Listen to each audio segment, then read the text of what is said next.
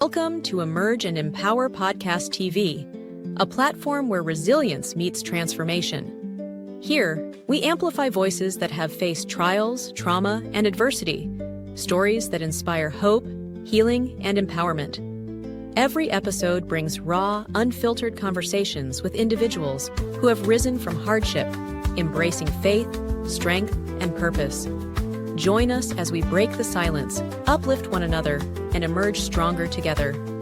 New episodes air Wednesdays at 6 p.m. English and Saturdays at 6 p.m. with select Saturdays in Creole for our Haitian audience.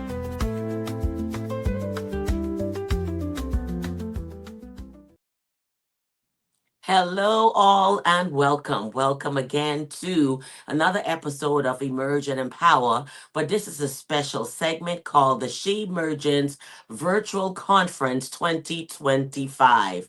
We are happy that you are here. And what I'm asking you to do, because we're going to go right in, we're going to dive right in. So, what you need to do is find that comfortable spot that you can watch or listen to us. Go ahead and share the links, subscribe if you haven't already to Emerge and Empower at emergeandempowertv.com. Emergeandempowertv.com. You can go to Emerge and Empower with Dr. Lynn J on YouTube.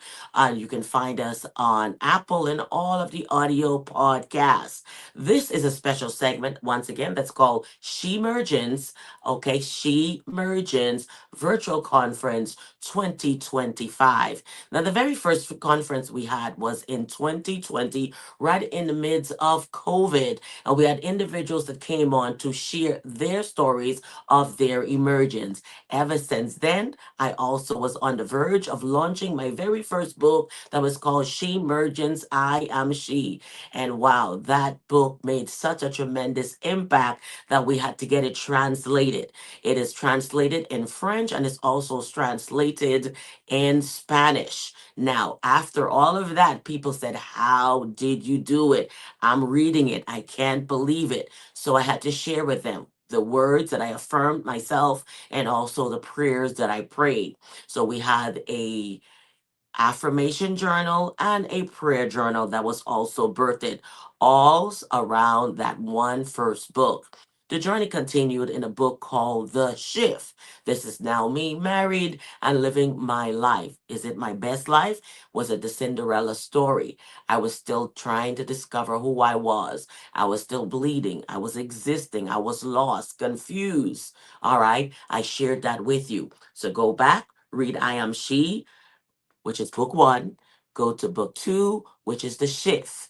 But all of this, if I am doing a virtual conference, obviously there's yet another book. Many of you have been waiting, but I don't think this is what you was waiting for. This book is called Unholy at the Table. It talks about moments where I felt unworthy of love, unworthy of healing, and yet I was in church. I was ministering. I was doing all of this, but felt like I was a stranger.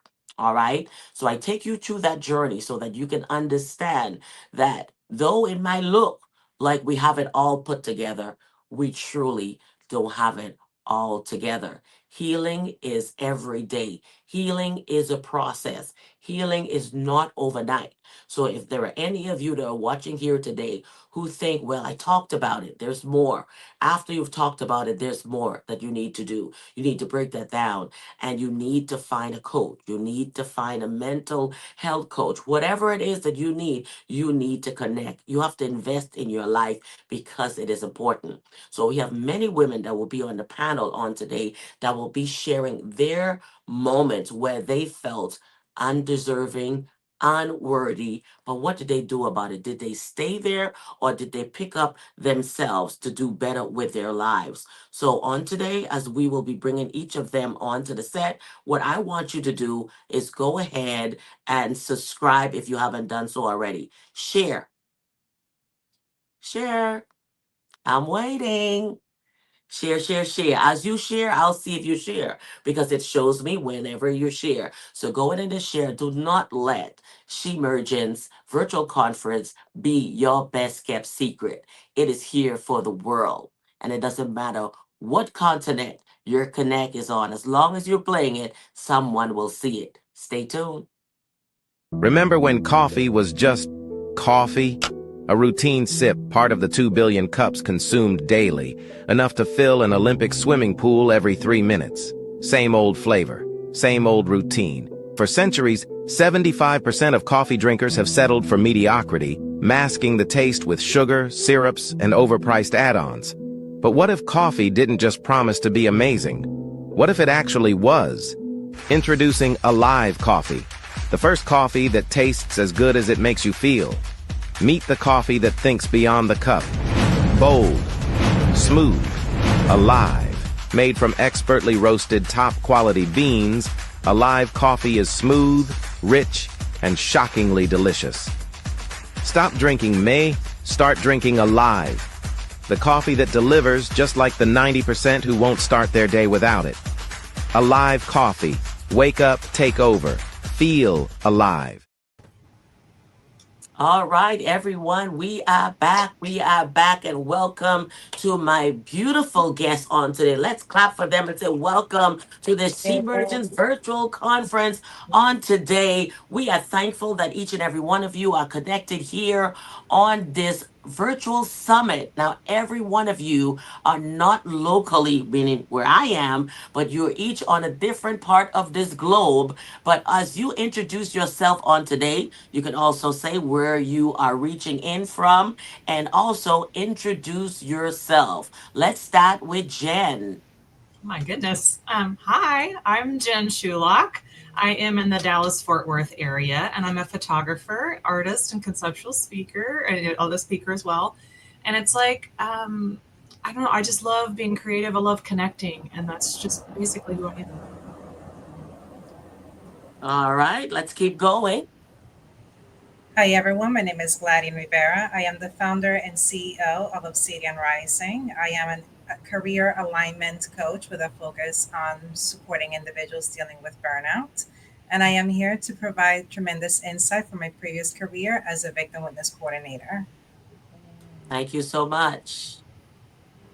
Hi everyone, my name is Ormid. I am a single mother of three, and I am an event planner, also a CEO of G Light and Finishing, and it is a pleasure for me to be here with you guys tonight. All right, and last but not least. I'm Markela Hinton. I am in Chicago. I'm the CEO of the Faith Edit, which is a boutique publishing agency that helps kingdom entrepreneurs launch into the marketplace with the easiest business to start, which is a book. Wow, these are all CEOs. Let's just clap. These women are CEOs, all right, in their life, okay? CEOs. They have turned their pain into purpose and their test into a testimony. So I applaud each and every one of you and for the commendable work that you do and everything that each of you mentioned are right in the heartbeat of our lives of bringing joy, healing, all right, and relief, right? Everything that you do is to help that human spirit to elevate, to promote, to empower, to heal. All right. Taking a picture is about a moment of joy, capturing joy. Armid with the luxury, bringing up weddings and all of the special events, getting that together. We have Michaela that's doing the books, getting your story out there. All right. And we have Gladina that is breaking down. All right. Breaking down walls because it takes a lot to break down walls. So every one of you have a very powerful, powerful ministry. And I truly thank you for coming on here today. I am truly humbled by each and every one of your presence. Now, as we are on here, in the beginning, I spoke about worth, the feeling of do you deserve it? Should you be loved? Are you deserving of love? Many of us might have asked ourselves that question. Am I worthy? Do should I stay the way I am? Is something wrong with me? There's nothing wrong with me. There's a lot of questions that we might have asked ourselves. But on today, we will just go right into our questions that we have here for each and every one of you. And you can answer that based on your personal experience or on your expert advice. Have you seen many that have gone through their own traumas, right? On today. And so that's what we will be diving into. Just give me a moment.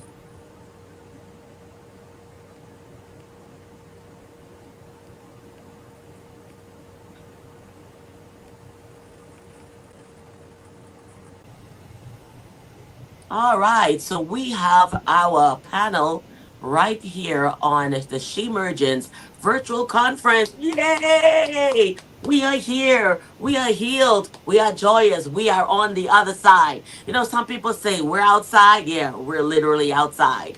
And we're thankful for this, where we were at a time where silence was all we had to survive. But as we move to the Shemergence virtual conference, we'll be talking about those moments where you felt you were not deserving of love or worthy of healing. So, on today, we have a few of our guest panelists as they would be sharing their personal journeys or in their professional expertise, what they have come across through helping individuals get on the front row seat of their lives. So, right now, we're going to start off with Jen. Jen, go ahead and introduce yourself to our audience. Hi, I'm Pink Hair Jen, and I am a wedding photographer, conceptual artist. I'm also a speaker. But beyond all that, I'm also just a creative that wants to connect with everybody. And I just love using my voice and opening up to people as well as hearing their stories. So that's who I am. All right, thank you so much. We love the hair. We love the hair. I'm Marquila Hinton. I'm the CEO of The Faith Edit, which is a boutique publishing agency that helps kingdom entrepreneurs launch into the marketplace with what I believe is the easiest business to start, a book. Thank you so much. Hi, everyone. My name is Gladian Rivera. I am the founder and CEO of Obsidian Rising. My company supports women through career alignment and structured burnout recovery approaches. However, my background, which is what I will be extrapolating for today's session, is having 20 years of experience working with crime victims, and I will be tapping into that as a resource for you all. All right, thank you so much. And as you see it here on today, all of these women are CEOs. They are in the business of betterment, healing, empowerment, inspiration, from photography to writing the books, putting your story out there, to chipping down those walls that you've put up. Because when you put walls up, people can't get in, and you too, you can't get out. So each of these women are here to help individuals get on the front row seat of their life, whether it's the moment that you want to shine, the moment that you want to speak, or the moment that you want to heal. And healing is beautiful. All right. Healing is beautiful because once you've healed, you learn to enjoy, like smell the roses. You really want to go outside. You really want to explore new things. You are no longer existing, but instead you are living. I once was in a place of gloom. I did not draw any attention to myself whatsoever. I would not wear this very bright color that I'm wearing today. Healing has brought all of that about. And then we can look at Jen. Her healing is showing you she's got a fuchsia pink hair, which is my favorite color. Right? I'm not, when I grow up, I want to be just like Jen so I could do my hair pink. I just love it. Okay. So we're going to come right in here because we've talked about it already. The book will be launching in just a couple of weeks, and it talks about that feeling of unworthiness, unwanted, and uninvited. So this virtual platform is going to take each and every person or those in the expert field as to what that was like as they experience that or help individuals come out of that place. So we're going to start off with the very first question that talks about what was the moment you realized your silence was hurting more than helping? Can we start off with Jen? Yes. And this was the year, I know the moment and I know the year. In 2018, I was at a photo conference, and it's one of my most favorite. I still go back every year. And the funny thing is it's called Promoting Passion. So it's a space that's open for people to come with whatever, however they are, right? Mm-hmm. And we were doing an exercise with each other, paired up by two. And I realized the person I was paired up with was asking me questions about me. And it had been so long since I felt like somebody cared about me to ask me about me, because I was so busy doing things and connecting with everybody else. Nobody bothered to ask me about me. And so when I realized crying in the bathroom, what I was missing was simply my voice. I had not shared myself with anybody. I'm talking about the deep stuff that really connects us together. I was having a hard time communicating with my husband because he didn't understand what I was going through. And I realized that silence was most definitely shutting me off from the world. And you know, when you're shut off from everybody, that's a deep, dark place to be. And Yes. that's kind of where I was in that time of my life, at a photo convention, at the most creative space you could think of. But I was so alone, so alone. I felt so alone and so shut off. And so that's exactly when I realized I came home to get help. I finished out the conference, but I came Right. home to get help. You know what I mean? It's like, it was an Right. instant. If I don't fix this now and address it now, I'm going to die. Mm-hmm. So was it the atmosphere that was triggering, something that was said that was No, it triggering? was the person who asked me questions about myself. Just Wow. that's all she did was ask me questions. And I was like, wait, you're asking me a question about myself? Like, I felt seen immediately. Like, Mm-hmm. we Mm-hmm. don't understand how powerful just questions can be to talk to Right. somebody. It's Right. not just how are you? It's like, well, what do you think about that? I'm Right. like, whoa, I'm a person. You're treating me like a real person and I can answer you? Right. I answered her. And then after I cried in the bathroom, I came back out and I said, you have no idea what you just did for me. You have no Wow. idea how much I needed that. That's very And that's how I realized what I was missing. I was like, I'm missing real human contact, just Yes. contact. So shut Wow. off. And I was just like, wow. So It your was silence was hurting you, my and silence in was that killing me. silence, it was My so silence, loud that you realized you needed help. yeah, my silence was literally killing me on the inside. Yeah, wow. Literally, the word that says "killing me softly." literally. Literally. Hmm. All right. So let's go to Makila.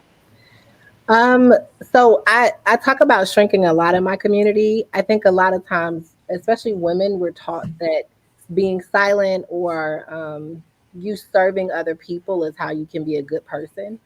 And a lot of times we don't realize how deceptive humility is when it's rooted in insecurity, right? So we're calling ourselves being these humble, serving, caring, loving people. But I tell people all the time, if you can't give yourself that kind of honor, that kind of love, then whatever you're doing for other people is really coming from a place that's not sincere. Mm-hmm. So I found myself, my daughter, being pregnant with my daughter is the moment where I realized, like, oh crap, insecurity is a problem. Like, oh my gosh, Mm-hmm. but I tell this story all the time. I have a ginormous mirror in my living room that I cannot avoid. If you're like going to the kitchen, if you it's just there Mm-hmm. all the time. Mm-hmm. And I walked past the mirror one day and I growled. I was like, ugh.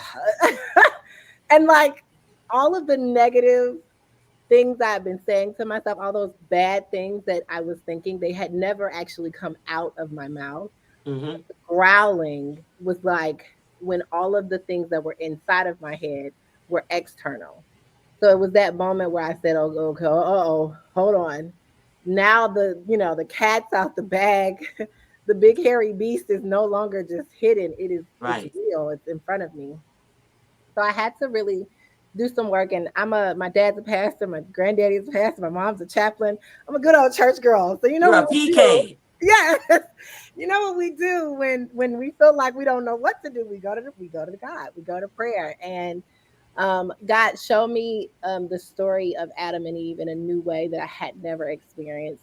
And he Mm-hmm. showed me that Adam and Eve, they were never supposed to see themselves. Right. And he looked at me, and the Holy Spirit helped me to be able to understand that the reason why I was growling at myself, the reason why I had been saying so many things in silence in my thought space, is because I had been looking at myself with eyes that were broken.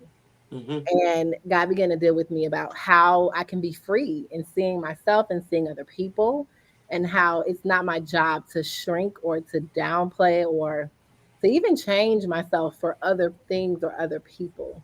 That my job is to fulfill the assignment on my life. So that moment, the growling was like the catalyst to keep all the silent things.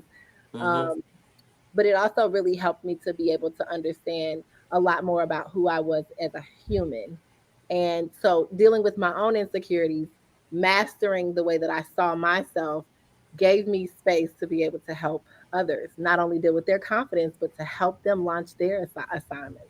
So I do what I do now because I realized how my journey was so helpful to me. I wrote a book. That confidence workbook was powerful. We did workshops. And so Mm-hmm. now I do everything that I do based off of that experience of me coming out of a really dark place. Yeah. Wow. I think in photography, right? And I also think in song. So Mhm. while you were talking, the what I saw before me was that song says, "I'm looking at the man in the mirror All right. and Yes. I'm asking him To to change. change his ways." Yeah. So you really had that moment at Yes. that time. You Yes. understand? Hmm. Yes. So we're going to go to Miss Rivera, who's going to present us the professional perspective of this.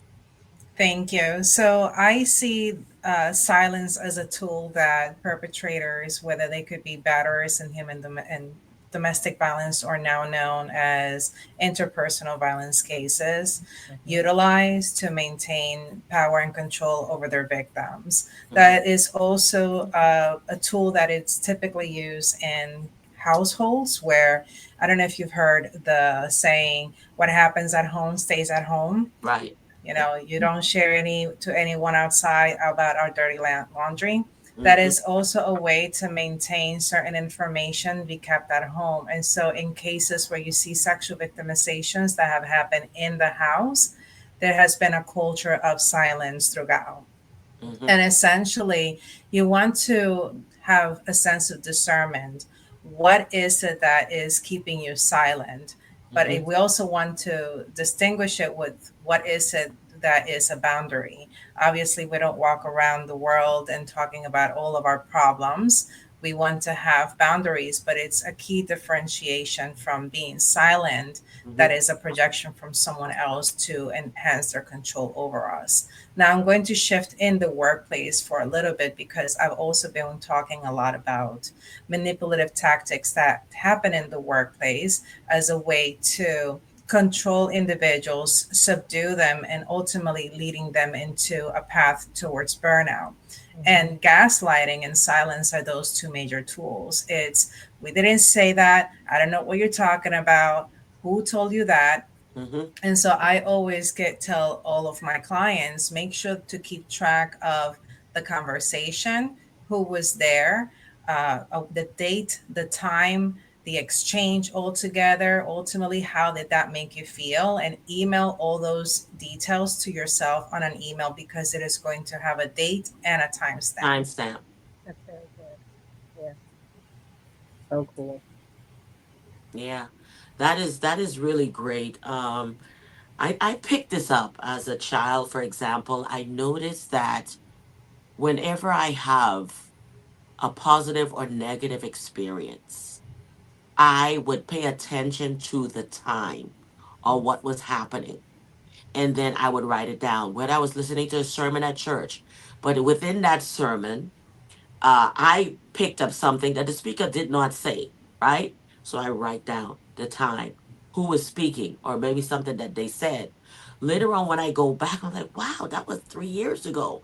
And now this word is coming back to me. So it's important, even to this day, even when I wake up. I don't know about you guys, but I never sleep into the day. I sleep in the new day, right? So I'm always up.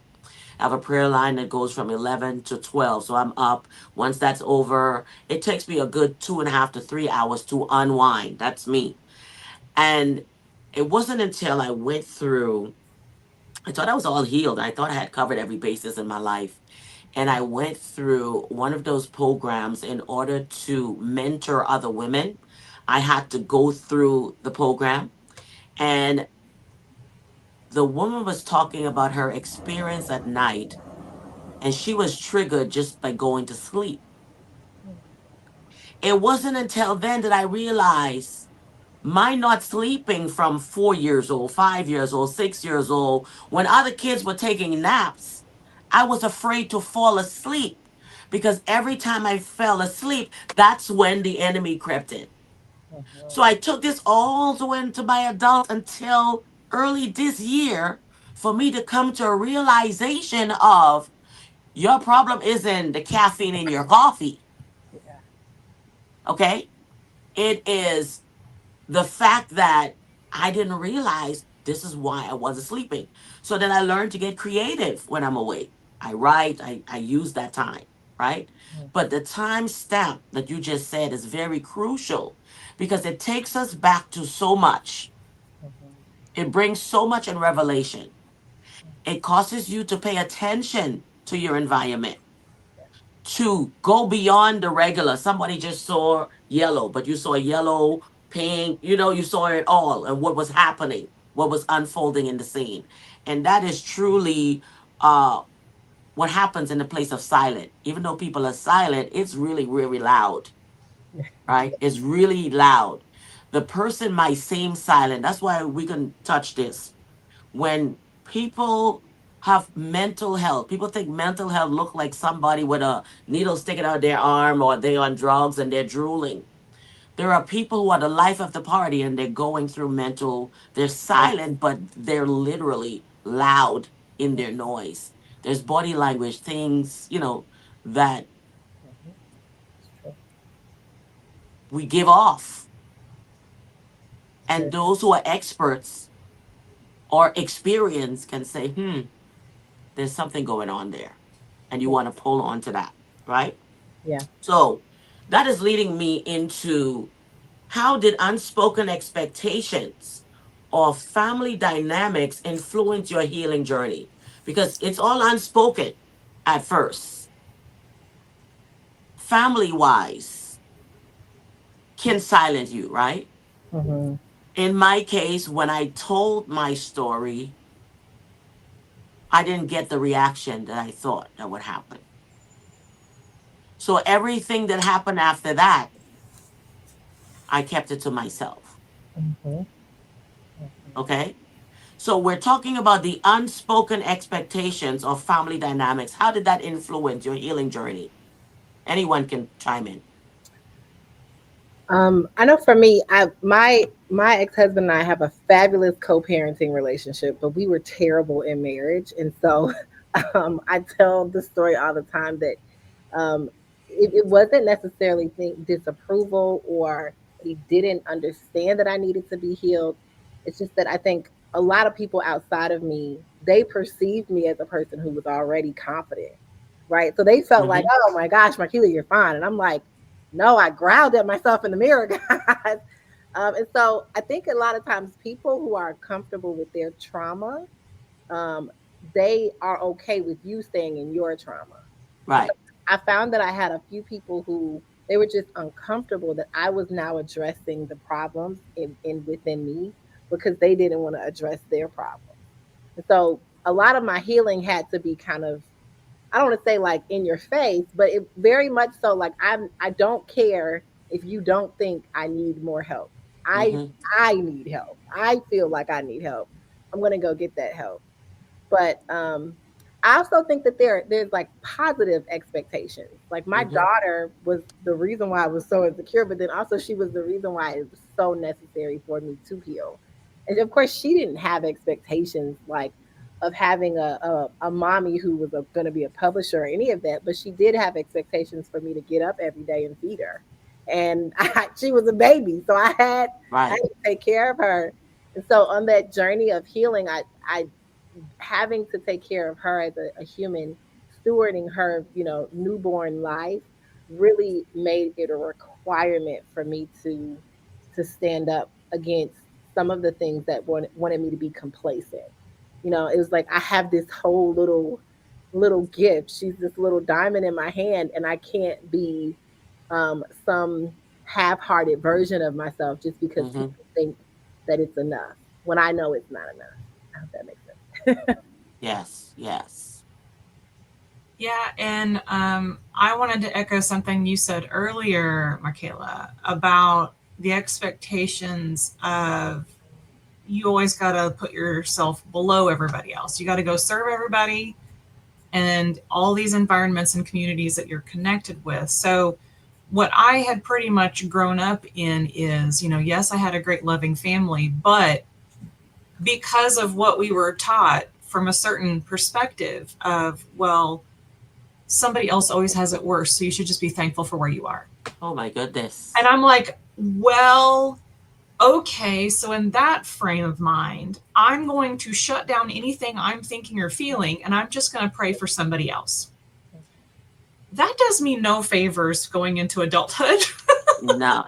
It didn't do me any favors in how to connect with people or my future husband at the time. I wasn't even married at this time, and I'm seeing this stuff, and I'm like, well, I'm just being a good person by shoving it all down. And I even had a couple people come up to me saying, Jen, we feel like you just shove stuff down. And I said, well, yeah, I mean, we're supposed to just get over it and then, go help somebody else, because you need to forget your troubles to go help somebody else. Mm-hmm. And what I've realized in this healing process is that so many of us are stuck in that area that we forget that we're a human too. And I think that was the influential part of this culture that we've all been a part of, Mm-hmm. has told us you need to forget yourself and go serve everybody else, because once you do, you'll forget you ever had a problem in the first place. Right. And I think there is only a tiny bit of truth of that, because I find now the more I express my frustration or anger or joy or anything, I'm expressing the full human experience. Yes. Instead of just suppressing it and then it getting bigger and bigger and darker and darker. And so now I'm at this point where I'm able to speak with my family differently, and specifically my husband and my kid, because now I have an 8-year-old and I'm learning how to navigate her childhood through my past childhood. Talk about healing factors. Yes. Coming up when you've got a little kid in your life. Yes. So the culture and the dynamics of how I grew up into who I am now and what I've been led to, and how I've unraveled all of these things that I've believed for so long, that my feelings are going to be there no matter what. It's better to deal with them now and then have them not build up and then explode somewhere. But at the time, I didn't know how to deal with them. Like, there's not a book that says, here's how you deal with your emotions. So that for me has been part of my healing, of that dynamics of kind of like, nobody has a clue, and then you figure it out, and then you kind of go back to those people and try to teach them too, if they're willing to learn, right? Right. Especially in your family dynamics, but genetic family or chosen family, whatever family you call family. Right. Yeah, that was my experience so far. It's so true. It's so true. Ms. Rivera? So I had developed a program in one of the correctional systems in my state, and essentially it was to help address the impact of sexual victimization for the women in that particular setting. Not necessarily that they were victimized in the prison system, but previous histories of trauma resulting from sexual victimization. And so the best way that I can put it is on a spectrum. So there is the under expectations from family and the over expectations from family members. So what I saw is that when it comes down to the over expectations, silence was also a tool that the person self-imposed to not disappoint. Yeah. Whereas in family dynamics that were borderline negligent to the children, and the children grew up without any expectations whatsoever, it did a harm to them, because in a lot of ways they perceive themselves as lesser than. Yes. And so on both spectrums and both ends, I noticed that there was a lot of rates of victimizations. And so it really doesn't matter where you fall in that spectrum. If you have someone that identifies you as a victim, who has predatory needs, and the likelihood that you've been sexually victimized in the past increases for a second type of victimization, those family dynamics that are dysfunctional serve as a catalyst for all these awful things that happen at home. Now, I'm only talking about sexual predation, but I'm also Right. going to talk about interpersonal violence. I'm going to refer from this point on as domestic violence for those that haven't heard about it as IPV. Mm-hmm. Um, and so, again, you see children who are raised in households where there's a lot of domestic violence, there's a lot of abuse, and they're forced to stay quiet. That dysfunction, that type of abuse, forces the child to see things from a different perspective, Yeah. right? So they're not going to respect mom. They're not going to see mom as someone worthy of because they see dad doing this to mom. And there's been cases that I've seen where the father used the children to also victimize the mother. Yes. Yeah. It's true.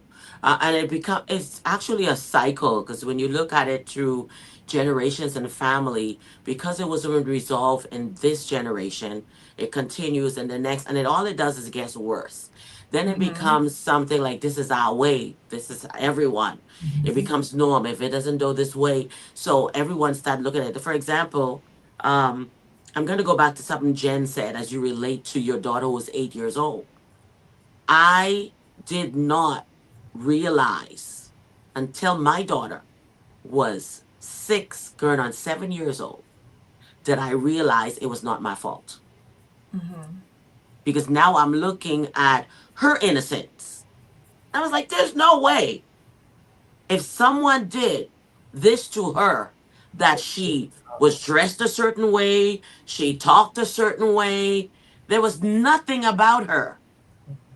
Okay. And it was at that time that I was able to say it was not my fault because I'm always a person that's very transparent. So I share, right? Some people say overshare. I don't feel so. I feel like there are things I don't say. So I'm not oversharing. I'm sharing to an extent, right? What you need to know, right? Because obviously nobody know about a lot of things until I wrote about it in my book. So obviously I was never oversharing. I was just sharing as much as I thought. I try to be as transparent as possible. So the day that I realized it is because I was dealing with a narcissistic husband's behaviors who kept saying I wasn't the one that broke you, in a sense like you weren't a virgin when I met you. Mm. And that hung over my head. Or whatever the mother is, the child is. Mm. So there was always back and forth, back and forth, back and forth. But I got tired this day. And I remember going into the bathroom to get a bottle of pills, close the door. I was tired. I was done. The thoughts of suicide, it was like, okay, this is the day. Okay? Because I was tired of the negativity. You're nothing. You'll never be anything. That's why I talk about the unworthiness, not feeling worth. If you are someone, it's because I'm in your life. I'm the best thing that'll ever happen to you. Yada, yada, all of this, right? And so I took the pills and I'm pouring it, okay, and I'm shaking. So it falls down. And my sister was outside the bathroom, hears the pill bottle fall, right? So she's knocking, open the door, open the door. I didn't care. I was like gone. Mentally, I was like, I checked out, Mm. right? And then he was able to open the door. It didn't matter who was at the door. But you know who I saw? Your daughter. I saw my daughter. Yeah. And I was like, she don't need to grow up in a life without a mom. Mhm. She need the better version of me. Mhm. And when I looked at her, I started shouting, it was never my fault. I didn't do it. I kept saying it over. My sister said I must have said it 50 times. Right. It was never my fault. It was never my fault. It was never my fault. That was when that realization came in. Mhm. Now, dealing with worthy, feeling worth, and all of that, I was still feeling worthless, but at least I meant something to one person. Yeah. So I held on to that one person from that day on. I said, I'm getting up every day because of her. Mhm. I'm getting up every day because of my kids. So I was existing before, I'm existing more, but now I have a reason to live. Mm-hmm. Okay. So when you talked about identifying with your 8-year old daughter, that took me to that place Mm-hmm. that I carried for 28 years at that time. Okay. So there's a lot of unraveling that's happening as we are healing. A lot of self discovery. I just told you, I just found out my reason for not sleeping at night was not caffeine.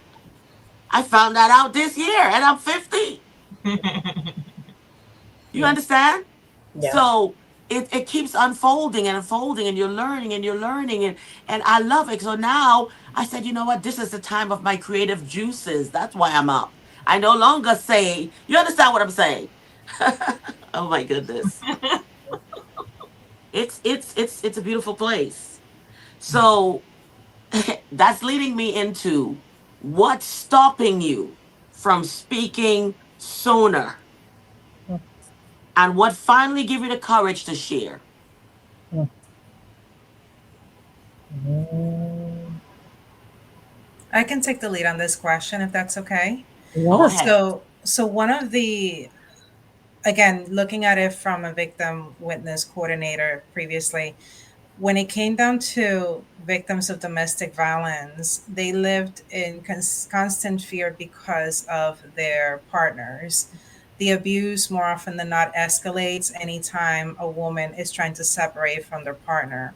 I Mm, believe statistically it takes approximately 7 times, 7 different attempts before the woman can safely separate from the partner, depending on the severity of the abuse. wow. More often than not, also, when you look at the police reports, when it comes down which are the most dangerous types of police responses, you're going to also discover that whenever the police reports to a household where there is domestic violence, the likelihood of there being a officer homicide or murder suicide also increases. So when Yes. it comes down to victims of domestic violence, the fear is real and it's very legitimate. And more often than not, that is why they don't talk. Right. That's why they don't speak. The problem is that they hold everything inside, and it's almost like you're putting drops in a cup of water until it Hmm. overflows. Yeah. And a person cannot sustain abuse for a prolonged time. Yeah. Now, similarly, it's the same thing with victims of sexual violence, depending on who the perpetrator is, depending on the age of the victim, whether or not they were groomed for a prolonged time. Generally, if you find children that have been groomed, they were groomed by someone they respected, they were groomed by someone who they loved, they were Hmm. groomed by someone who made promises to them, but also Hmm. established that code of silence. Yeah. For instance, don't tell mommy or daddy because I won't be able to bring gifts to you. Don't tell mommy or daddy because then I'll go arrested, and you don't want that. And so the child lives with that fear that if they speak up, it is going to harm the very person they think in their very young mind that is going to harm someone that is good, because they Hmm. have not yet seen or distinguished the harm that they're dealing with. Right. And so, again, it really depends on the person, on the scenario, or the type of abuse. In the workplace, similarly, people choose not to speak because of retaliation. People choose not to speak because they may feel that they will not be promoted or ascended up the ranks. And so, more often than not, people stay quiet when there are abusive dynamics in the workplace, that you could potentially even have, like you said, a narcissist as a leader who Sure. is the main puppeteer controlling people. And the victim is seeing all of this, but they are made to feel like they're crazy. Right. Right. And so, again, I talk a lot about this in my Yeah. sessions as You a could stay right there in that one. I talk about this in my sessions. As a matter of fact, I created a web app called Athena Rising, and it's free because I wanted people to have access to information relevant to what are the toxic dynamics in the workplace that you find. How can you navigate them? What are the strategies to navigate someone who demonstrates these toxic dynamics? And I'm using toxic But in reality, I'm talking about the individuals who are covert narcissists, who Mm-hmm. utilize Machiavellian tools, and they maintain, again, that power and control. And so that tool that I created also talks about how to set and maintain proper boundaries, because that is the first line of defense, and a good defense is a fantastic offense. But Right. ultimately, having those tools readily available to you is going to help you in identify and address burnout. And Mm-hmm. so that tool is freely available. It's on my website, and it was there to support individuals navigating those toxic systems, toxic dynamics in the workplace. So Yeah. what is the name of that? So I can put that here. Athena Rising, AT. Athena, Rising as the rising star, Rising. Mhm. Athena Rising. Right. And So that's an when app. that is a web app within my website. My website is Obsidian, like the stone, rising, LLC.com. You're going to see the menu, the main banner. You click on it, you sign up, and you can access all these resources that are pulled together. It has a list of books. It Is that it? has, mm-hmm, yeah. I Okay. will give you the web address specifically to access it, All but right. We'll that put is that in the free of bio. charge. Mm-hmm. Mhm. Okay. Okay. That's awesome. All right. Wow. You've brought definitely different perspectives here: work, environment, domestic, narcissist. Again, everyone has a reason as to why they were stopped. The reason why I asked is because people say, why did you wait now? Why didn't you say that this was 20 years ago? That was Right. 30 years ago. Why are you just telling this now, ladies? Yeah. I think I love the idea that um, we're not just waiting, we're not just holding these things because we're like waiting for the moment, right? Like I think a lot of authors, people who don't agree with the story that comes out, it's like, well, you just waited until like Mm, they're villains at home, like, right. with an evil laugh. I think that for me and for most of my clients, um, you just get sick of not obeying God. I know for me, it was like God had been shoving me in front of people. He had been telling me like, stop acting like you don't know who I made you. I keep Right. showing her to you in dreams. I keep whispering things about who you actually are in your Hmm. ear. So I just kind of was tired of sitting in a place where my life didn't look like what I could see in my Right. imagination. Um, but I also think what made me kind of finally pull the trigger is that I had actually mastered silence in a way that was positive. Like we've been talking about silence in all the ways that it kind of is negative, but for most people who I know who are really struggling with their mental wellness or with their purpose or their assignment, silence is the worst thing for them. Right. Right? They'll like, don't put me in a room by myself. Yeah. Yeah. Until I could really learn how to sit with God and there be no noise and there be nothing but just me and nothing, I Right. really was not healed enough to do anything in front of people. Even though I knew the tools, right? I had made the book, I had the program, I'd done all the things I should have known how to be confident. Hmm. I tell people all the time, it took me a year to get the confidence to sell the confidence quest because I didn't have Wow. um, but when I learned, like, okay, silence is really a place that I can step into and have safety, and I can cultivate that safety within myself, Hmm. regardless of what my family thinks, my husband thinks, the pressure, regardless of what I feel about myself. If I could learn to master silence, make it a safe space for me, then I can do some really powerful and fantastic rapid healing because I feel Right. like a lot more happens when you can sit silently than Right. when you're like running around doing all the movement and all the things. Um, Yeah. so for me, it was like it took me a really long time because I just hadn't gotten sick and tired yet. But then I got sick and tired, and when I got sick and tired, I started to do the work to master the silence. Yeah. And then silence wasn't a bad thing anymore. Silence was now a guided place that I could go into and hear from the Holy Spirit and from God and from my intuition and from my gut. I could go and be creative. All kinds of, for lack of better words, sexy things could happen, Right. and it not be a bad thing. Yes. But it be a safe space. So those are the things that I think helped me to actually activate the things that would move me out of the place of silence. Jen? Yeah, I was writing notes because I wanted to be sure I hit everything.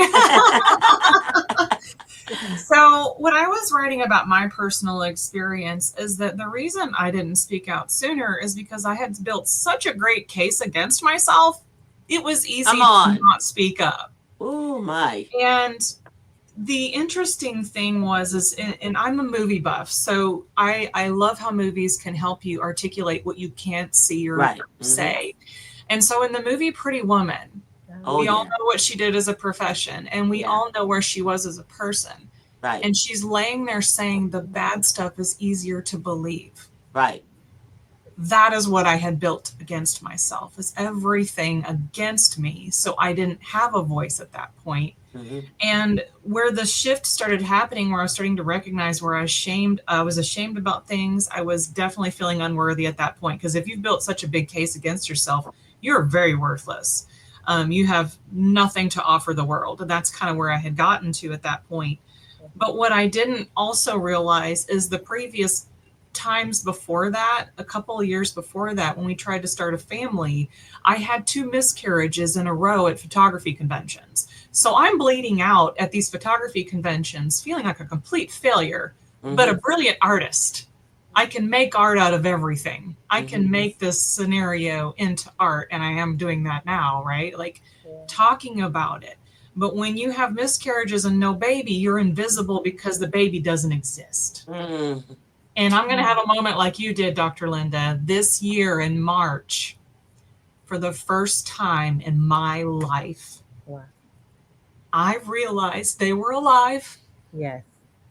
Yeah. And that I didn't miss it. Yeah. I was not a failure. No. And I had 3 total. Yeah. Over the course of my journey. Wow. And I knew going into it was going to be a journey. I just didn't know how much it was going to hurt. And a lot of times we run from hurt, don't we? Yeah. We run from the pain. And until I started facing the pain, this is where the power came in. Yeah. And so in March, when I realized that my body is not a failure and that these babies exist, and I had some people I had amazing counselors that pulled me from the brink. And this one particular person, she had me imagine them, and she's like, where are they? Right. And I was like, oh, they're on the playground. And then I started imagining them because they all had names. I named every single one of them, including my human child. Yeah. And after that, within a couple of weeks, I started commissioning an artist to draw what I saw as my family that has been given to me. And so we have 4 children, 2 cats that have passed on and 2 cats that are living. They're all in this beautiful picture. And this is how I'm using art to heal me. Yes. I'm no longer silenced. I'm putting the words out there. I'm letting the vision speak for itself, even if it's only just for me. And so that's what has given me the courage.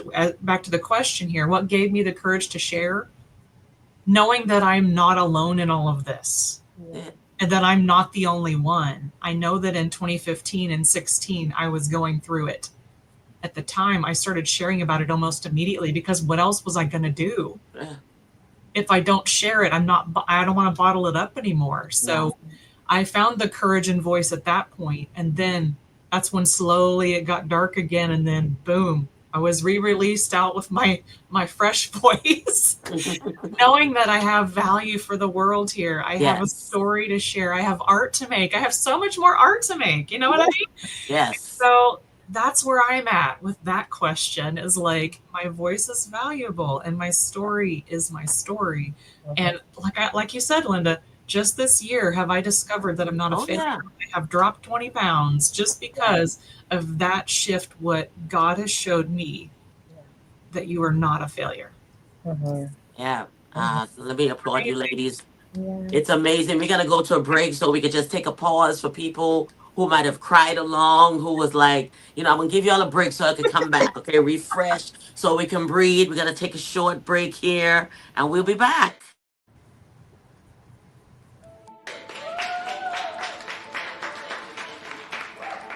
The journey started basically from I was 4 years old. When my mom, that's the age that I knew or had understanding of my surroundings of what was going on, and my mom therefore was children.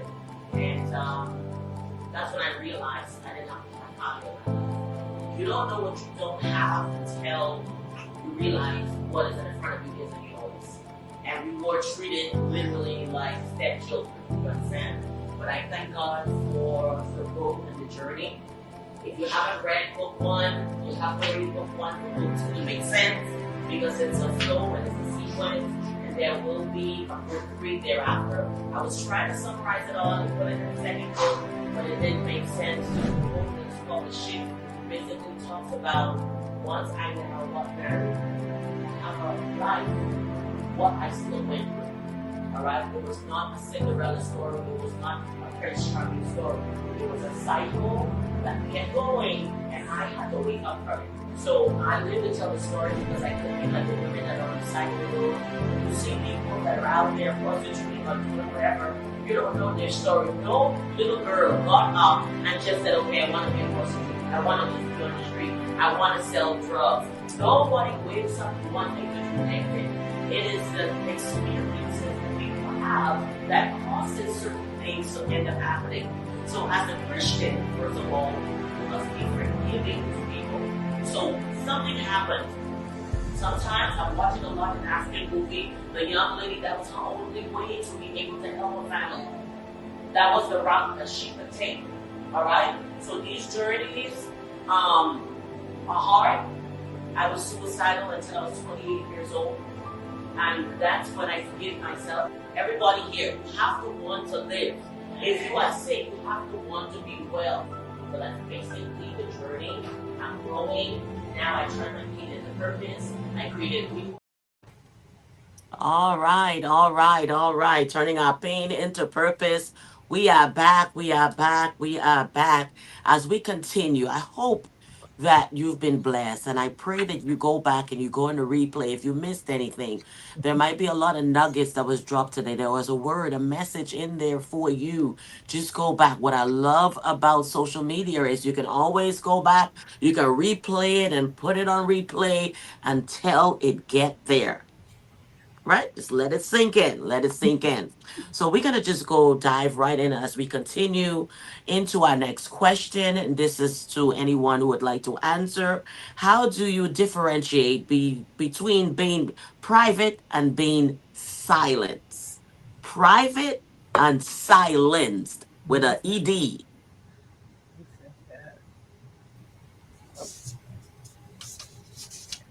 Private versus silenced. I think if somebody tells you that you can't tell it, right? If there's an external force, it doesn't even have to be a someone. It could be a something. Like I'm a PK. I grew up in the church. I think a lot of times in church, and even business and in entrepreneurship, the idea that you're not supposed to tell people the truth. It's like, tell them the truth that's cute, or tell them the truth that sounds good, but don't tell them how hard it really is. Mm, Um, so I think if it's ever external, if it's ever because you don't want other people to judge you or think that you're not good enough, then that's being silenced. For me, being private is more so about safety, right? So there are some things that I don't feel safe to share, and it right. doesn't mean that I'm being silenced. It just means this is not the space. Like, you walk in a room and maybe someone's like, "How you doing?"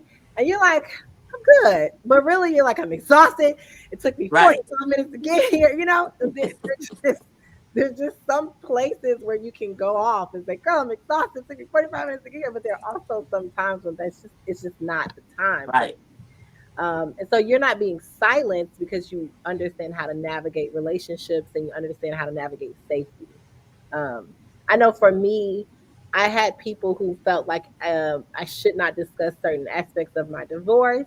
I had people who felt like in the book that I wrote, because it is a thought leadership book, it's called Snap Out of It.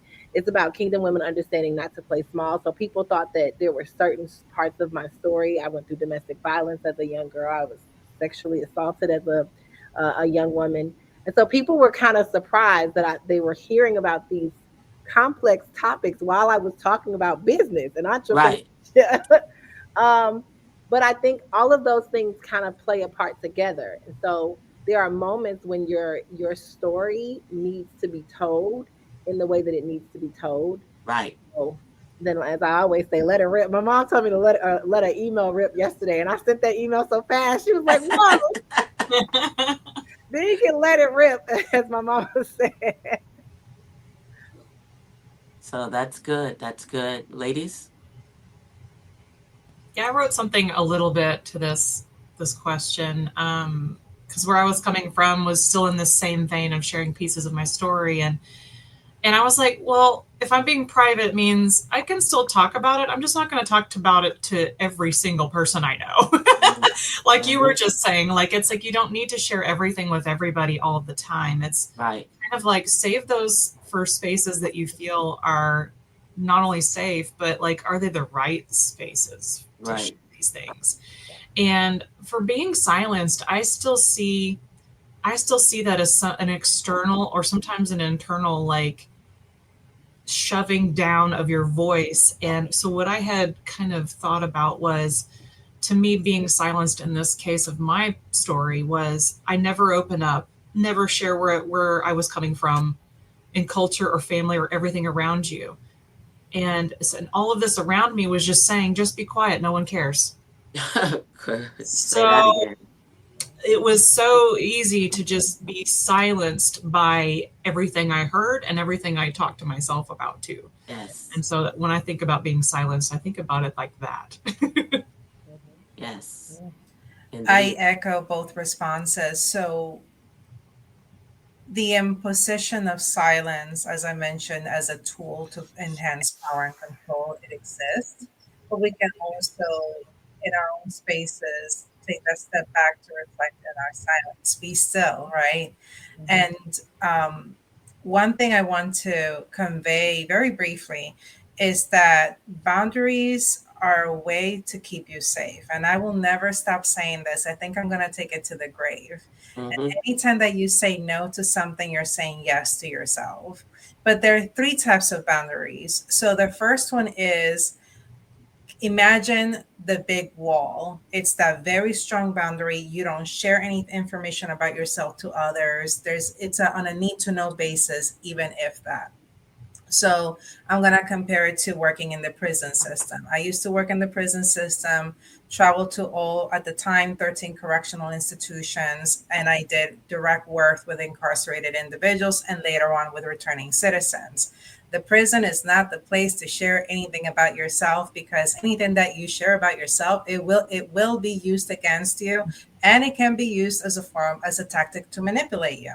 So Wow. my walls were high, and I always follow the internal policies and procedures. So I always tell anyone who wants to work in the prison system, know your policies, have your boundaries, don't show emotion, right? You want to have that wall. Next is when you're a little bit more open, right? But you can still maintain that boundary, but it's a little bit more porous. So it's almost like you're opening the door, but you can close it whenever you feel like it. Mm-hmm.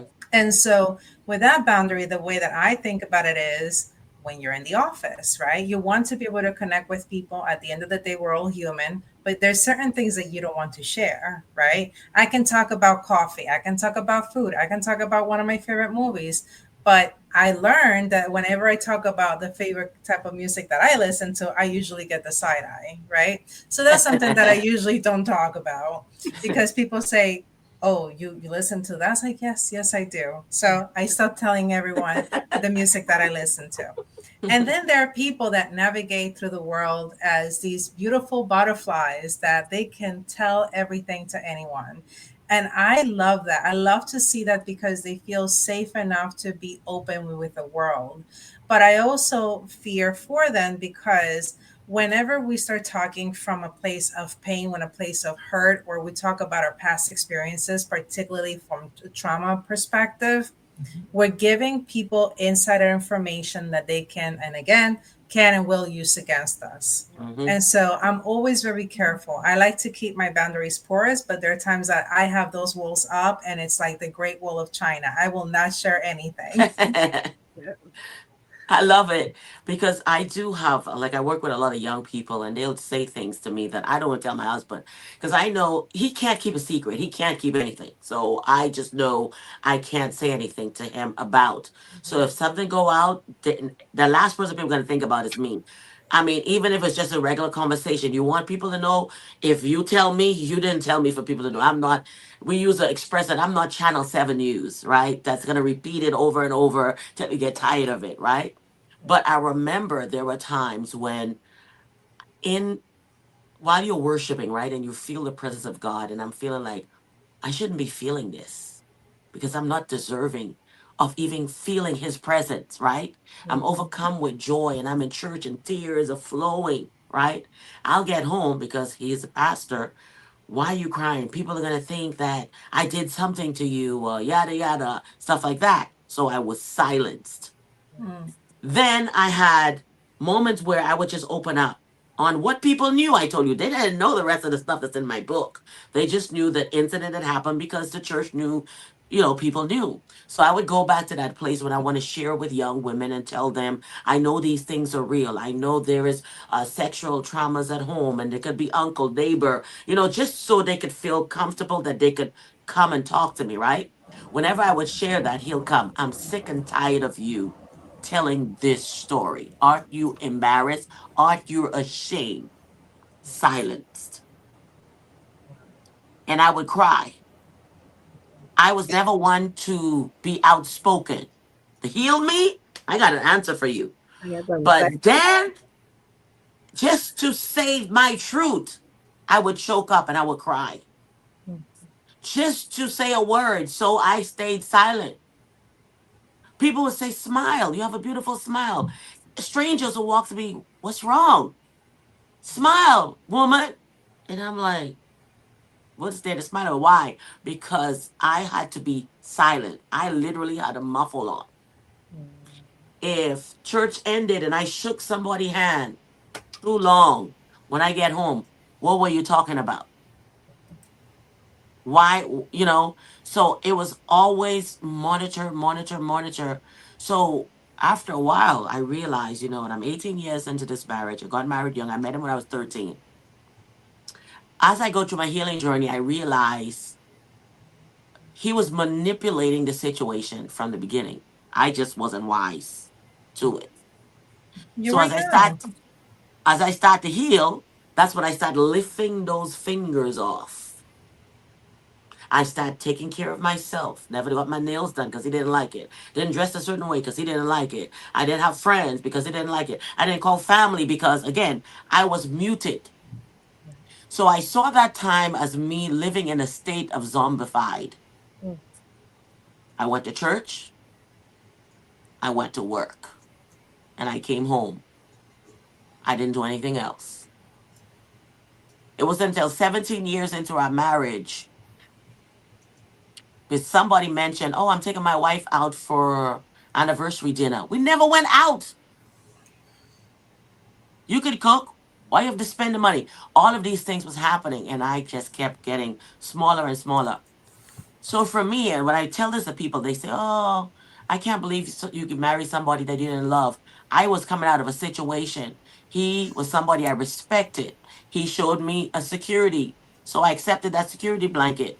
He was the protection to stop a lot of bad things from happening because his presence was there. So I gravitated to that. But the more he did these things, the respect kept going away, away, away, away, and away. Right? So I was silenced and I was living a private life because nobody knew. My family never knew what I was going through. Then I would be in church. I'm living a pretentious life, pretending to look like we have it all together. Okay? So I would pray and I would say, hey, pray for my family if you get wind of it. Why are you telling people to pray for our family? What's wrong with our family? You're what's wrong with our family, but you're making it seem like I'm the person that's wrong with the family. And when I say that, immediately, I'm Yeah. sorry, was always apologizing for what I didn't do. So, like I said, I started pulling those fingers off. I saw separation. I grew up in a religious faith. I didn't see divorce as an option. I come from 4 generations of women who were never married. They were the other women. And I said, it stops with me. I'm breaking that cycle. So, of course, I'm paving the way for everybody else. So I can't go and say divorce when Yeah. I'm the one that broke the mold here to Yeah. make the change. So I stuck it out for all of them before me and all of them that is coming from after and before. Okay.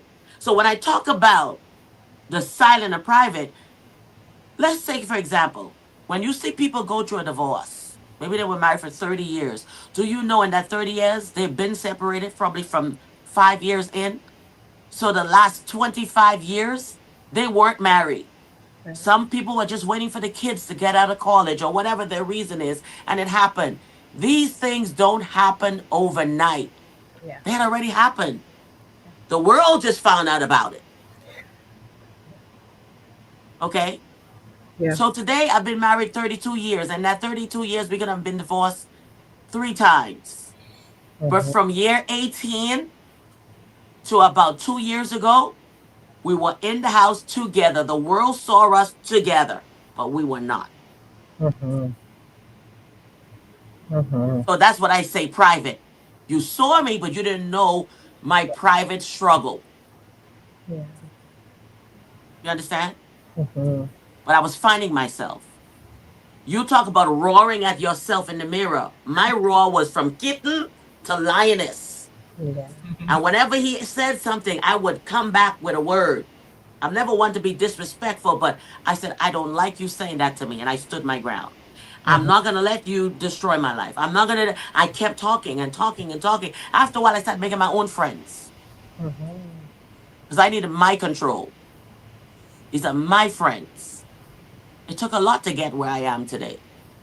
He's still not perfect, but he's got a deal. He's realized the kids are grown. At the end of the day, all you have is me, the person you didn't want to have around. So you got to be nice. Yeah. Hello. You Yeah. got to be nice to me. All right. So I say this because there's a lot of people that are watching us today. The marriage has been gone, and Mm-hmm. you just been showing up. And I say this a lot when you see people on social media showing these cute foot pictures and all of that. That was probably the best day they had that month. Yeah. And we're judging. Oh, look at so and so's life. Yeah. Mm-mm, not so. All right, so we're gonna come down to our last question, everyone. This is not our regular normal talks. We have more people on the panel, so it requires more time, or else I'll have to have episode 1 to 30. Mm-hmm. We can't do all of those episodes in one. So the last question here is, what would you say today to the version of yourself that stayed quiet to survive? I've been inspired, and I didn't want to interject as you were speaking, but there was Okay. this thought that came through, and I had to write it down. Essentially, shame stops you from the greatness of your own creation. Shame stops you from the greatness of your own creation. The more shame we carry, the less likely we are to be able to establish our goals, accomplish our goals, be creative in our space, because we begin to feel unworthy. We begin to feel that nothing that we do matters. We begin that shame is this ugly feeling that takes us away from our highest vibration, which Yeah. is joy. It's you know, the and I don't want to get too spiritual here, but Oh, get joy, spiritual. This is a platform to get spiritual. joy and gratitude to me are the lines to be closest to God in Oh, prayer. yeah. And Yeah. so, whenever you have that shame, whenever you're carrying that mental and emotional exhaustion, which I've seen in trauma or in burnout, you're Yes. not able to establish that communication line. You're not able Hmm. to receive because in the vibrational language, you're just in a very low state. Yes. That doesn't mean that God is not there. That doesn't mean that God is not paying attention to you. That doesn't mean that God is not helping you. It's Right. that you are in a space where you cannot get that information. Nope. Yeah. So Yeah. true. And that's where I was for 18 years. Wow. Yeah. For 18 whole years. And one day, you know, it took the trigger of my childhood to say, it stops. This is it. I'm done. I'm tired of carrying this. I love people. I'm a people person, but you wouldn't know it. Mm-hmm. You know, there's no way. Really? You used to be what? You used to be over the youth group? You used to be the one to have them go to the beach and have beach parties? You used to what? Where is it? What happened to her? Mm-hmm. She was gone. I used to read books that I would look for the thickest book in the library because I know guaranteed. I escaped. Everybody was living real lives. I was living real life, taking care of home from the age of 6, Mm-hmm. younger siblings. That was real life. Girls were playing dollhouse. I was really cooking and cleaning. Yeah. Yeah. So my only escape was in books. So I found the thickest book to read. And then I share what I learned or what I wanted that. And I think about the romance that I see in the Harlequin. I used to love those as a teenager. I'm like, what happened? Did I miss that? I said, I'm a romantic. How come I got the short end of the stick, Yeah. Yeah. So I thought I had enough love in me, and that love is what carried. But you're right. I was at a low frequency. Mm-hmm. I knew God was there, but I was at a low frequency. And whenever that frequency increased, I couldn't believe that He would come to my level because there goes the unworthiness again. Yeah. What's been said from a child into adult. Yeah. All right. So again, like I said, this is still a continuation of the Emergent and Power. We're real here, to be real because we have real individuals, people that are watching us, that are going through these experiences, and they need to hear this. And Mm-hmm. as we speak, we need to hear Yeah. it. Believe it or not, because we're planting positive seeds, okay? Yeah. It's like a flower that was growing in a place that it shouldn't plant. Anybody see those plants? Yeah. Shouldn't be in the environment that it's in, but it thrive to come up. But the environment will not let it be great Mm-hmm. unless somebody take it out and transplant it and repot it into another environment for it to fully become who it is. And that is what God literally had to do for me. And he will give signals too. But Oh sometimes my we don't gosh. listen, or we Oh fight yeah. it, or Yeah. we are being stubborn, or we Mhm. think we know better. Oh But yeah.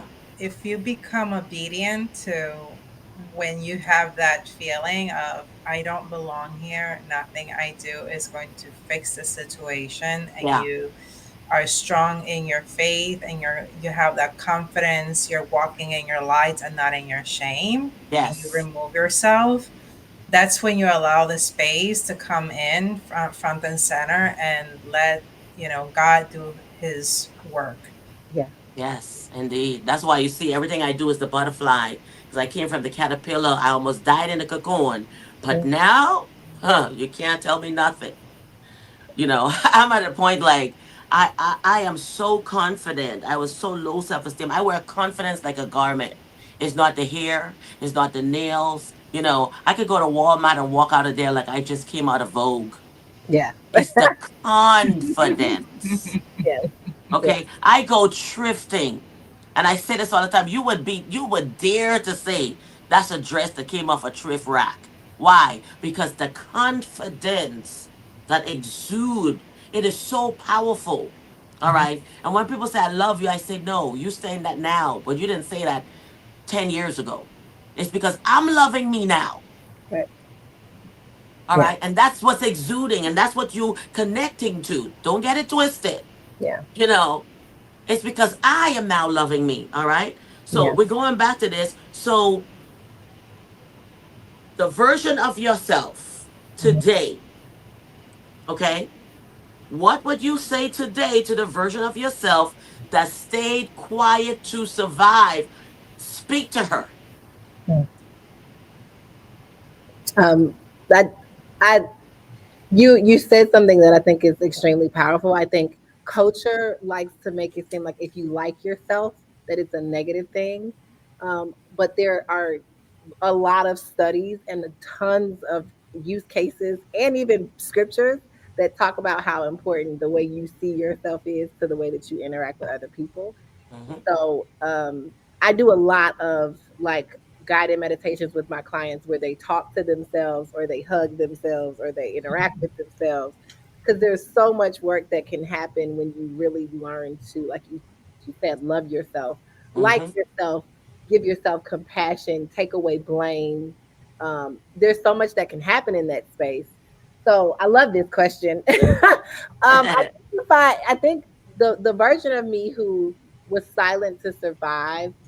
She was saying all the wrong things in her thoughts, but all the right things with her mouth. And even Marquila today, I'm really learning to teach myself how to embody what I really believe. Take the things that you think and the things that you believe, and like you said, wear it as a garment. What does it really look like to think the way that you're talking? Because if you really think that God loves you and it's unconditional, and there's nothing that you can do to receive that love other than just agreeing that it's yours, then stop making it your responsibility to check off boxes or to accomplish things or to make people feel safe or to make people feel comfortable, and just agree with what you say out your mouth. Because I know for years of my life, there were things that I was saying that sounded right, but I would negate them right away in my mind, and I couldn't embody what I was saying out my mouth because I didn't Mhm. believe it in my heart and in my mind. So I do the imagination work says, okay, let me. Welcome to Emerge and Empower Podcast TV, a platform where resilience meets transformation. Here, we amplify voices that have faced trials, trauma, and adversity. Story episode brings raw, unfiltered conversations with individuals who have risen from hardship, embracing faith, strength, and purpose. PM English, and Saturdays at 6 p.m. with select Saturdays in Creole for our Haitian audience.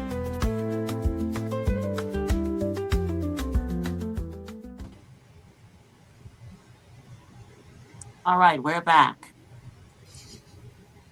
Can you remember what you said? Oh, well, yes, embodying, right? Believing what you say out your mouth, not just using words as a way to sound good in front of people, but actually believing what you're saying with your heart and with your head. Creating that. There's a coach who I love. She's a full body yes. I wish that the version of me who felt like she had to be silent understood that I could give myself a full body yes, and the cookies that crumbled and the people who had to go away, or the things that I had to navigate as a result of my yes to myself, were also beautiful. Like we all the time look at like our negative situations or the time it takes for us to get to where we're supposed to be as a negative thing. But God has really showed me like the hard times, the years of confusion, the chaos, all of the stuff that really is Mhm. comfortable to talk about. That's really where the beautiful stuff gets created. And so in my difficult moments, in the moments where things were trying to silence me, I can look back at those spaces now and say, man, I learned so much about how to love myself in that moment. That was the low, right? Like that was the bottom.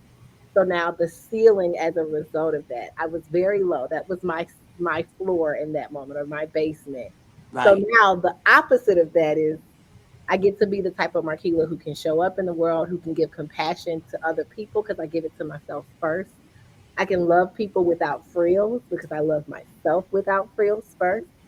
And all of that embodiment, it only comes because I believe that what I was saying was actually real with my heart and my mind.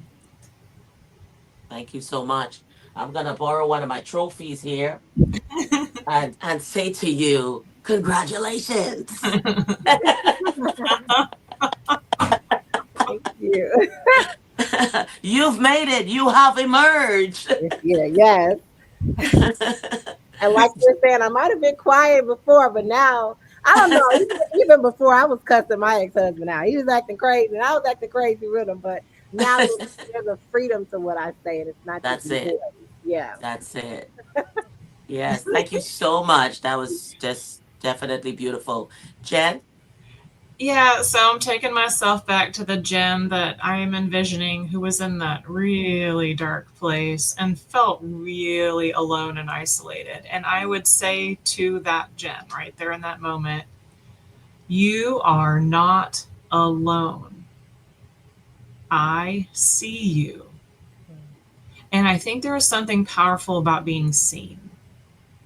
And I opened up a talk one time about, hey, it's nice to see you.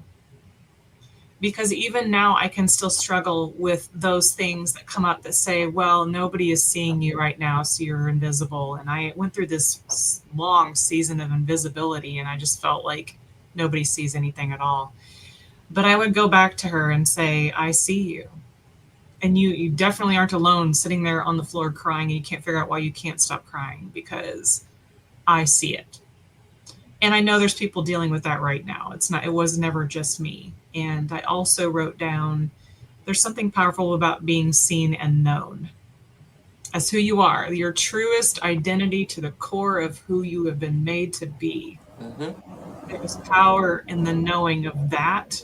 So knowing yourself, knowing others, knowing God. That's it. If I ever was to win an award, that's what I want to go out Oh, let knowing. me get you one. You ain't got to worry. I'm giving I you gotta one. get me a trophy Don't for that. worry. I want to know myself. I want to know other people. I want to know God, because all of it works together because we're all connected. And Yes. that's what I would continue to tell myself that was struggling at that moment, the darkest moment I could ever think of. And knowing that even in that moment, still connected, was not alone, was never disconnected.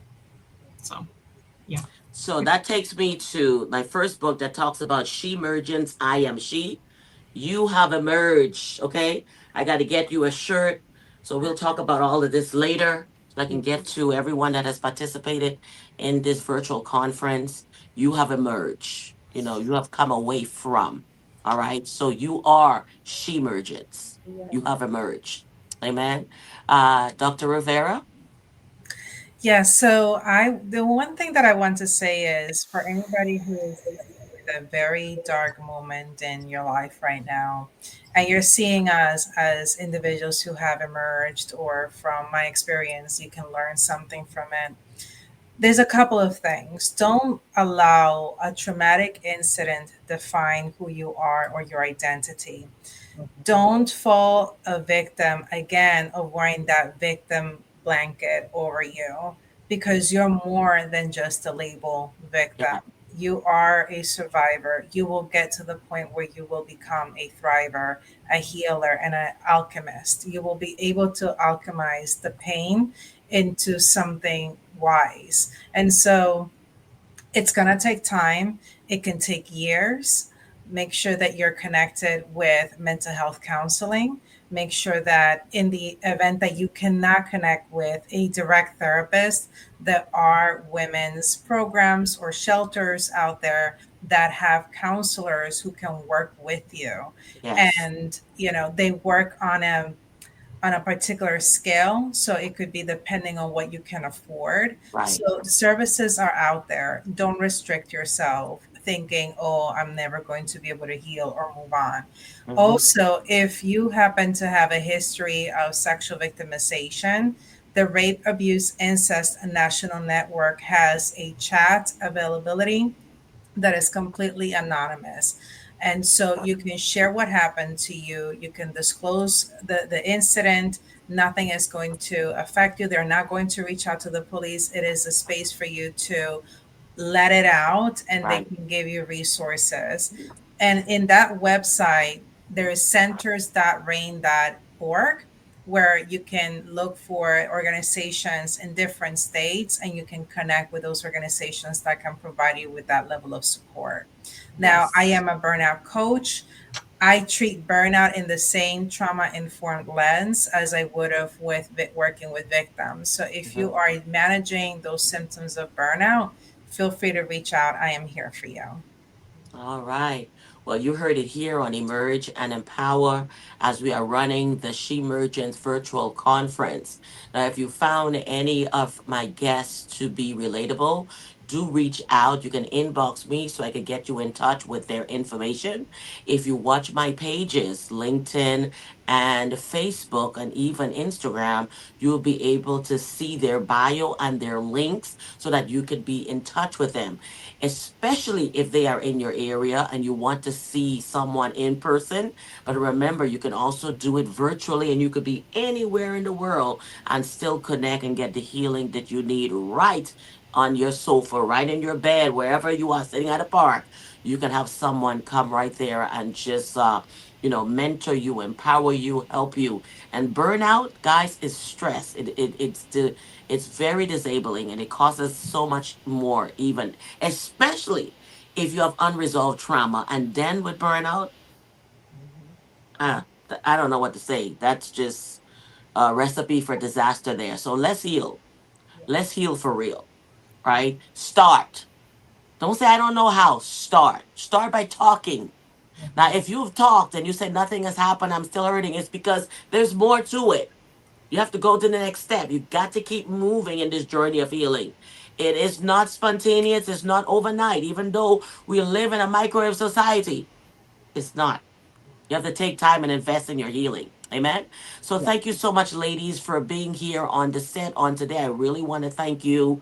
And you have definitely shared your personal journeys and also the experiences that are out there, whether you're at work, home, whatever situation. I believe we've covered every topic, all right, on today: grief, loss, pain, after the fact, even when you're behind bars and you're still, because a lot of reason why people go behind bars is because we have too much unresolved issues and we feel anger, rage, all of these different things that we're lashing out. Let's heal for real. All right, don't explode. Let's bring that down so you could go into your journey for healing. So thank you for watching and we'll be back next week. Bye bye. Wow, wow, wow, wow. What a powerful segment. What a powerful segment. And I can't wait. I can't wait for the other women that will be coming on and men, because remember, this platform of emergence are not just female. All right, even for our men. So I want to thank each and every one of you as you have been here for session 2 of the She Emergent Virtual Conference. I want to thank you for following along with this segment and our virtual conference, your engagement, support, and participation to make this journey meaningful and impactful. All right. Your shares, your giving, everything that you do has made a difference. Thank you so much. And we'll be back next week for more. Yay! Every Tuesday, remember, every Tuesday at 6 p.m. up until the first Tuesday in September, we'll be running it. So if you feel like I should have been on this conference, it's not too late. All right. Some could not make it, but the seats are still here. There's one or two seats that's still available. So just go to inbox me and we'll get you in touch with what you need to continue on this healing journey. Until next time, thank you so much for watching the She Emergence Virtual Conference on Emerge and Empower. Bye.